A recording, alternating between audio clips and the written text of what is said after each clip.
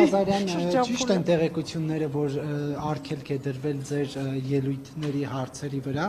եւ մենք տեսնում ենք, որ դուք ոչ ելույթ եք ունենում, ոչ հարց եք տալիս։ Պասիվ եք այսօր։ Ճիշտ չեն ձեր տեղեկությունները։ Ինչու արգելքներ գոյություն չեք հերթագրվում հարցերի եւ հերթագրում ելույթների դեռ նախատեսված անմիջումից հետ։ Պարոն Ղազարյան, ես ուզում եմ այս էլի հարցեր տալու հնարավորություն կար։ Պարոն Ղազարյանի տեխնատությունն ա եղել, մեր գործընկերն է, մեր մյուս գործընկերներն են խոսել, դրա համար չեմ գրանցվել, բացի այդ հավանաբար դուք տեղյակ եք, որ պայմանավորվածություն կա, որ խմբակցությունների, ելույթների քանակի սահմանափակում կա, եւ պետք է նաեւ մեր խմբակցության մյուս падգամավորներն էլ ելույթներից բոլոր տեխնատությունների շուրջ միայն ես չպիտի ելույթ ունենամ, մեր խմբակցությունը 29 падգամավորից է։ Ես իմ բոլոր ելույթների հիմնական կետերը այսպես թե այնպես քննարկում եմ մեր գործընկեր, այսինքն ես եթե նկատել եք իմ ելույթները բանավոր են, այսինքն ես տեքստ չունեմ, որ տեքստը համաձայնեցնեմ, բայց հիմնական թեզերը, թե ինչի մասին պետք է խոսել, ես իմ գործընկերների, մասնավորապես պարոն Արեգ Կարապետյանի հետ սիրով աշխատանքային մթնոլորտում Պարոն Ղազարյան, ես ուզում եմ հապկից ձեզ հարց տալ, հապկից դե Հայաստանի հարաբերությունները հապկի հետ արդեն վաղուց հայտնի են, Հայաստանի դիրքորոշումը կառավարության հայտնի է, ես այս վերջին շրջանում հատկապես, վերջին մի քանի օրերին հատկապես հապկի տարբեր պաշտոնյաներ, այդ թվում անդամ երկրներից հայտարարություններ են հնչում, որ առաջիկա նիստին քննարկվելու է Հայաստանին ձայնի իրավունքի զրկելու հարցը, հաշվի առնելով, որ անդամավճարները նաև այս ընթացքում չեն կատարել որպես պարտավորություն, նաև ակնարկվում է Հայաստանին հետագան հեռացնելու մասին հապկից։ Հապկի հետ կապված ձեր քաղաքական ուժի դիրքորոշումը հայտնի էր նախընտրական փուլում, բայց այս բան որպես ընդդիմություն դուք ստեղծված իրավիճակը ինչպես եք գնահատում, արդյոք ռիսկային եք համարում Հայաստանին օրինակ հեռացնելու հեռանկարը եւ կարծում եք, որ Հայաստանը պետք է չնայած նրան, որ այդպես էլ հապկից չստացավ այն գնահատականները, որ ակնկալում էր հատկապես սեպտեմբերյան հարձակման փուլից հետո, չնայած այս իրավիճակին, դուք կարծում եք, որ Հայաստանը պետք է վերանայի իր մոտեցումները եւ օրինակ կատարի այն պարտավորությունները, որոնք ունի այդ կազմակերպության շրջանակում։ Հայաստանի իշխանությունները հապկի այդ հարաբերություններում ցուցաբերել են միշտ տարօրինակ եւ հակասական պահվածք եւ վարքագիծ, որը դրսևորվել է դեռևս այն պահին, երբ որ ձերբակալվեց Հայաստանում հապկի գլխավոր քարտուղար Յուրի Խաչատուրովը։ Յուրի Խաչատուրովը հապկի բոլոր պետությունների ղեկավարների կողմից ընտրված պաշտոնյա էր եւ ուներ դիվանագիտական անձեռնմխելիություն հապկի ողջ տարածքում, այդ թվում Հայաստանի տարածքում։ Հետևաբար առանց այդ պետությունների ղեկավարների հետ որոշակի քննարկումների կամ համաձայնեցման Բելարուսի նախագահը հայտարարել էր, որ իրենց հետ Խաչատուրովի ձերբակալության հետ կապված որևէ հարց չի քննարկվել Հայաստանի իշխանությունների կողմից, դա արդեն իսկ ծանր հարված էր հապկի հեղինակությանը եւ Հայաստանի այդ կազմակերպության դիրքավորմանը։ Դրանից հետո, երբ որ Խաչատուրովը պաշտոնանկ արվեց, այսինքն Հայաստանը հետ կանչեց, եթե հիշում եք, հապկում կար պայմանավորվածություն, որ այբենական կարգով գլխավոր քարտուղարի պաշտոնը պետք է փոխանցվի հաջորդ երկրին, այդ հաջորդ երկիրն էր Բելարուսը։ Բելարուսը առաջադրել էր Ստանիսլավ Զասի թեկնածությունը եւ Հայաստանը շուրջ մոտ 8 ամիս արգելափակեց Ստանիսլավ Զասի ընտրվելը հապկում։ Հապկը մի կազմակերպություն է, որտեղ բոլոր որոշումները կայացվում են կոնսենսուսով, այսինքն մի երկիր եթե որոշմանը կայացմանը խափանում, այդ որոշումը չի կայացվում։ Այսինքն Հայաստանի պատճառով կազմակերպությունը տևական ժամանակ զրկված է եղել լիարժեք արդյունավետ կառավարման հնարավորությունից։ Հետո էլ այդ նույն Ստանիսլավ Զասին Փաշինյանը ոչ միայն ընտրեց, այլ էլ առաքելության ավարտին էլ 22 թվին ինքը անձամբ մեդալով պարգևատրեց։ Իսկ եթե վերադառնանք մեր թվականիները, երբ որ Հայաստանը դիմել էր, այդ ժամանակ հապկը լիարժեք գործում էր եւ պատշաճ արձագանք չտվեց։ Հայաստանը այդ ժամանակ հապկին չի դիմել, Հայաստանը դիմել է, կներեք, անվտանգության խորհուրդը հաստատել է, որ 4 հոդվածի համաձայն, որը նախատեսում է երբ որ ադրբեջանցիներն 22 սեպտեմբերից հետո հիմա Հայաստան եւ հապկի պատմության մեջ Հայաստանը հապկին դիմել է ընդամենը մեկ անգամ, դա եղել է 2022 թվականի սեպտեմբերի 13-ին ադրբեջանական ագրեսիայի ժամանակ։ Ես ուզում եմ ձեզ հիշեցնել, որ այդ ժամանակ հապկը նախագահող երկիրն էր Հայաստանը։ Այսինքն Հայաստանը, որ դիմել էր հապկին,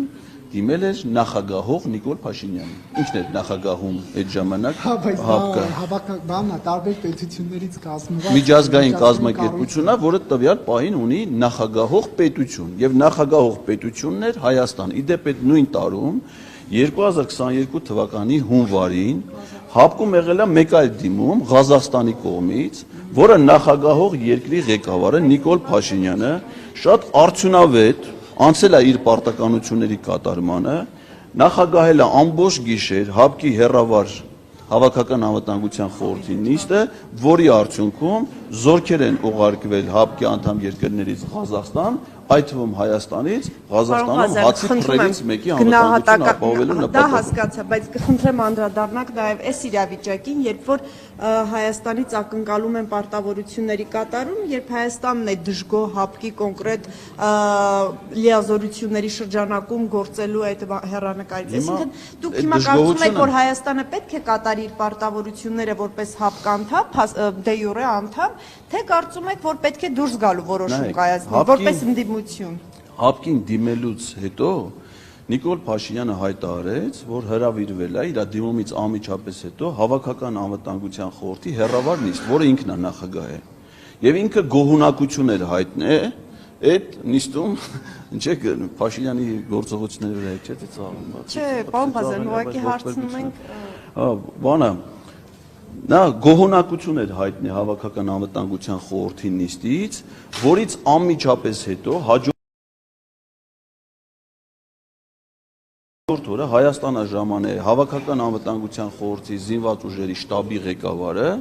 իսկ սեպտեմբերի 19-ին Հայաստանը ժամանել ՀԱՊԿ-ի գլխավոր քարտուղարը։ Նպատակը եղել է այն,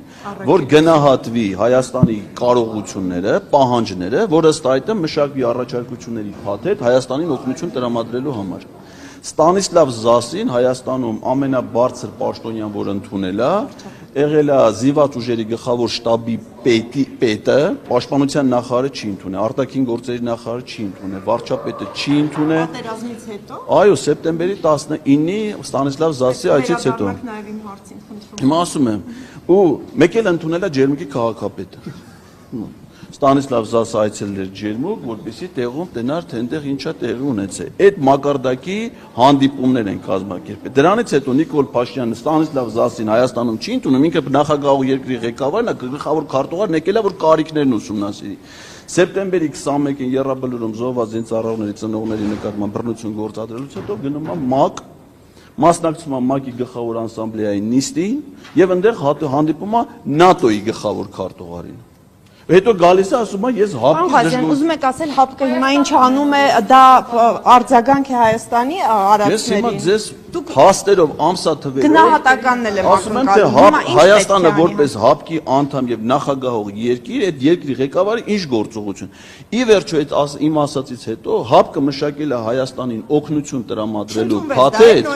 որը ուներ 3 բաղադրիչ՝ դիվանագիտական աջակցություն, ռազմատեխնիկական աջակցություն եւ դիտորդական առաքելություն։ Չգիտեմ ձեր մեր սահմանները, պարոն Ղազարյան,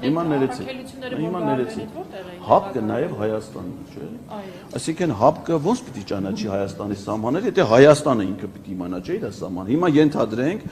Ուկրաինայի եւ Բելարուսի մեջ ակնհայտ որոշակի լարվածություն կա, սահմանակից պետություններ են։ Հիմա եթե Ուկրաինան հարձակվի Բելարուսի վրա կամ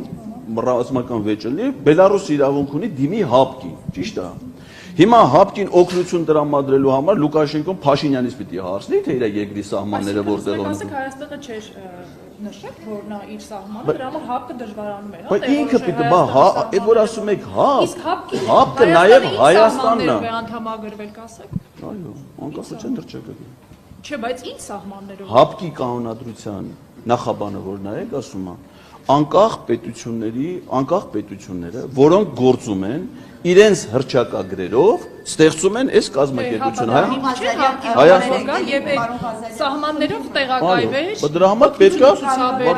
դուք փաստերը պատասխանեցիք պարոն Ղազարյանի հարցին։ Իմ հարցին չպատասխանեցի։ կպատասխանեմ։ Փաստերը շատ- Ասացի կպատասխանեմ։ Ձեր հարցը որոշակիություն չունի, դրա համար Չէ, չեմ իմ կարող հարցը շատ պատասխանել։ որոշակի է։ Հիմա դուք ասում եք ՀԱՊԿ չի ճանաչում Հայաստանի սահմանները, Հայաստանի գիտի իր Ես սահմանները։ հարցրեցի, ՀԱՊԿ-ը ինչ սահմաններով էր Հայաստանն է։ Հայաստանը անդամագրվել ՀԱՊԿ-ի։ Դուք տվեցիք պատասխան։ Ասեցի, Հիմա ես ասում եմ, դա անկախության դիպ չէ հռչակագրով։ ՀԱՊԿ-ի համար, որպեսզի գար այն սահմաններով, որ սահմաններով Այո։ որ անդամագրվել էր ՀԱՊԿ-ի, եւ այդ սահմանների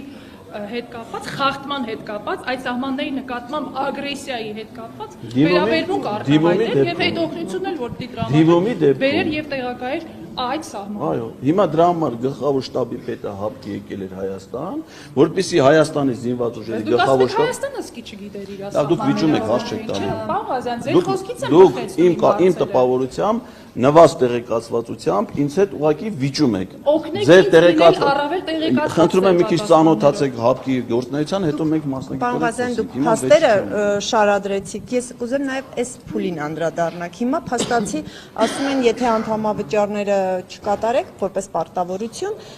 ձայն իրավունքից կզրկվի Հայաստանը, հետո նաև հնարավոր է այդ հեռացնեն այդ ընթացակարգը Նայեք, հիմա այս հապկում կա։ բանին Հիմա դուք Հայաստանը ինչ ինչ եք կարծում, ինչ պետք է արվի այս Այս փուլում։ բայ միայն անդամավճարը չի։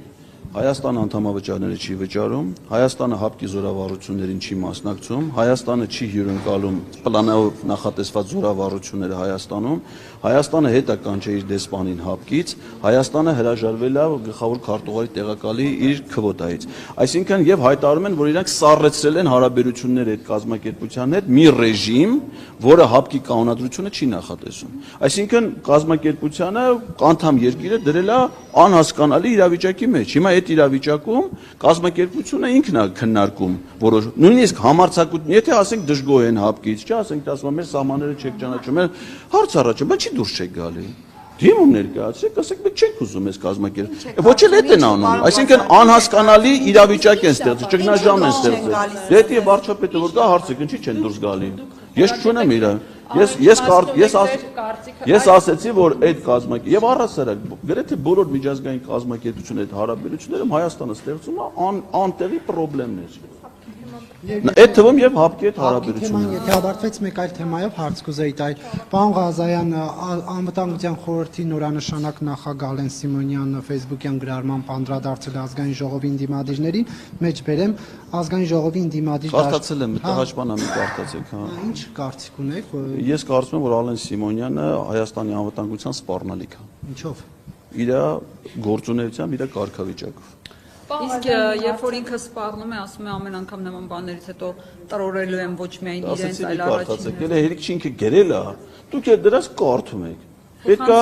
ինչպես ասում է ԲՏԱ նախարարի տեղակալը, իգնոր անել։ Պարոն Ղազյան, մի հարց էլ էլի։